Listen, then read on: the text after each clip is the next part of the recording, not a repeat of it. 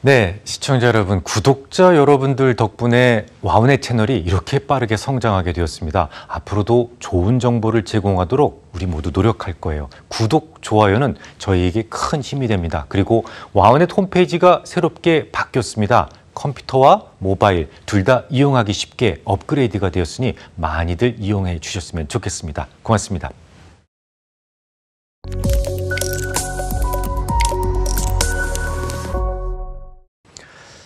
네, 오늘은 지난주에 이어서 상품 연계 채권이라는 것을 좀 설명드릴 거예요. 그리고 감채 조항이에요.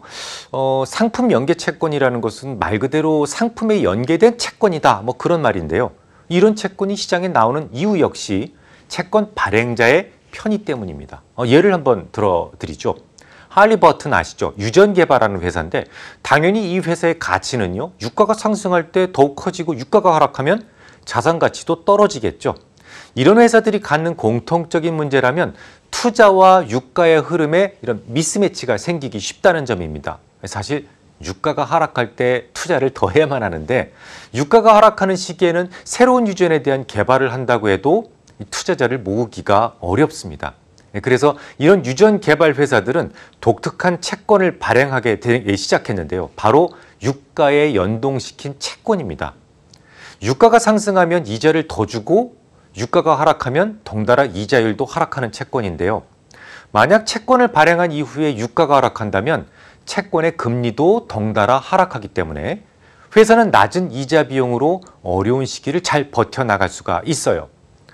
반대로 유가가 오르게 되면 금리도 덩달아 상승하기 때문에 좀 더 높은 이자 비용이 들어가지만 유가 상승으로 인한 자산 가치의 상승으로 충분히 상쇄가 가능합니다. 이 세상에 어떤 거래든 오로지 받기만 하는 거래는 없다라는 말씀 드렸는데요. 시장이 힘든 시기에 도움을 받았으면 호시절에는 갚아야 된단 말이죠. 상품 연계 채권은 그런 필요성에 의해서 탄생한 채권이라고 볼 수가 있어요. 또 이런 식으로 투자자와 조달자가 모두 윈윈하는 차원에서 상품 연계 채권을 통칭하는 것이 바로 구조화 채권이다라고 우리는 이야기를 합니다. 심지어 채권의 원금과 이자를 종합주가지수에 연계시킨 채권도 발행할 수 있어요.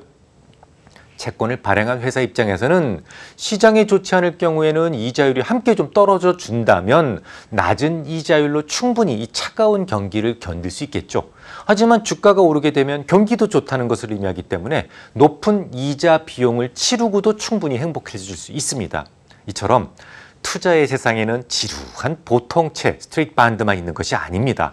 투자자가 요구하는 조건에 맞는 채권을 발행하게 만들 수도 있고 또한 채권 발행자 역시 자신들에게 유리한 채권을 얼마든지 기획할 수 있죠.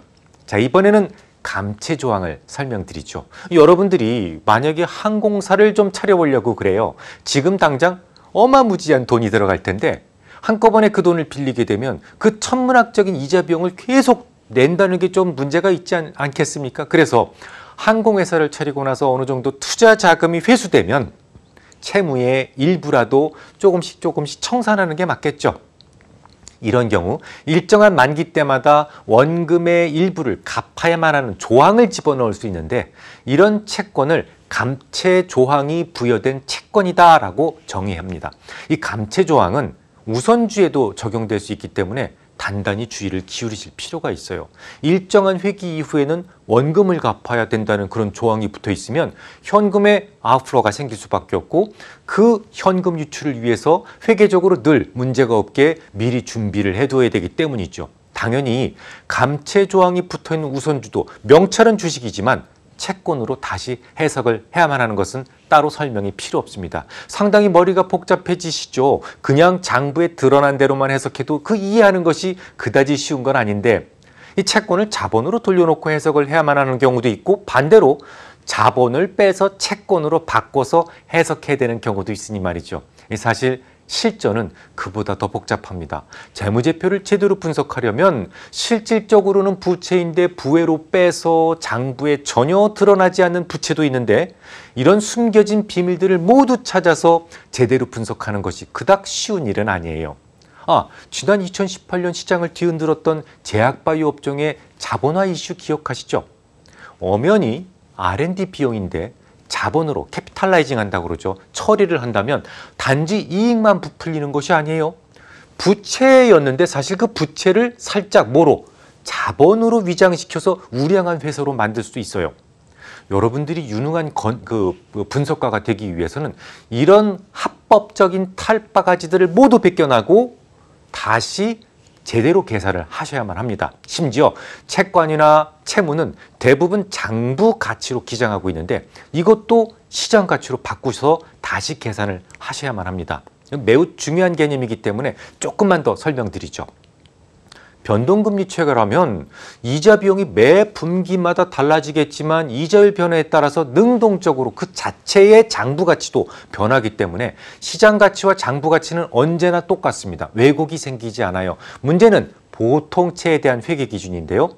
이 미국 회계 기준 US 갭에서는 그 채권의 발행 당시의 시장 이자율로 할인한 것을 가치로 설정하게 되어 있습니다. 제가 지금 발행 당시라고 말씀을 드렸는데 시장 이자율이라고 하는 것은 늘 시시각각으로 변하잖아요. 이 채권은 만기에 결국 파악 가격으로 수렴하기도 하겠지만 일반적으로 채권에서의 가치 변화는 주식처럼 별 의미가 없다는 거죠. 시장 이자율이 변화에 따라서 초속으로 바뀌는 가치로 굳이 표시할 필요가 없다라는 거예요. 이런 평가 방식을 우리는 뭐라고 해요? 장부 평가라고 하죠. 장부 평가로 평가된 채권의 가치를 우리는 장부 가치라고 합니다. 그러니까 처음에 장부가 기장됐을 때, 장부에 기장됐을 때 그 가치 그대로 채권의 온전한 가치를 인정해 주자는 거예요. 이처럼 현행법에서는 채권을 장부 평가하도록 되어 있지만 회사를 여러분들이 분석하시려면 이것마저도 시가평가로 바꿔서 계산을 다시 해야만 합니다. 특히 우리나라의 기업들을 분석할 때는 더더욱 그래야만 하는 이유가 있어요. 미국의 회계 기준은 장부평가를 하도록 되어 있지만 시장 가치를 공개하도록 요구하고 있습니다. 그래서 심각한 가치 왜곡으로 인해서 투자자들이 피해를 보는 사례가 많지 않아요. 하지만 우리나라뿐 아니라 미국을 제외한 대부분의 나라들에서는 굳이 시장 가치를 공개하는 것이 회계적으로 요구되지는 않습니다. 그러니까 이미 휴지 조각이 된 채권을 보유하고 있어도 그것이 투자자 자산으로 잡혀 있는 경우가 적지 않단 말이에요. 그래서 늘 각별한 주의가 필요합니다. 물론 특별한 시기에 시가평가 자료를 굳이 공개하지 않았던 적도 미국에 있었던 적이 있어요. 지난 2008년도 금융위기 때였죠. 당시 오바마 대통령은 원칙대로 하자. 모든 은행들이 보유하고 있는 채권에 대해서 시가평가 내역을 공개하라 라고 주장을 했었죠. 말만 그렇게 했고 아무런 설명도 없이 그 주장은 쏙 들어가 버립니다. 누군가 옆에서 조언을 했던 거죠. 만약에 당시에 오바마 대통령의 주장대로 시가평가를 그대로 했다면 아마도 절반 이상의 은행들이 파산했을 겁니다. 보유하고 있던 채권의 가격이 너무 많이 떨어져 가지고 당장 손실로 인식해야만 하는 그 비용이 천문학적인 수준이었기 때문이죠. 다음 주에 계속 이어서 하겠습니다.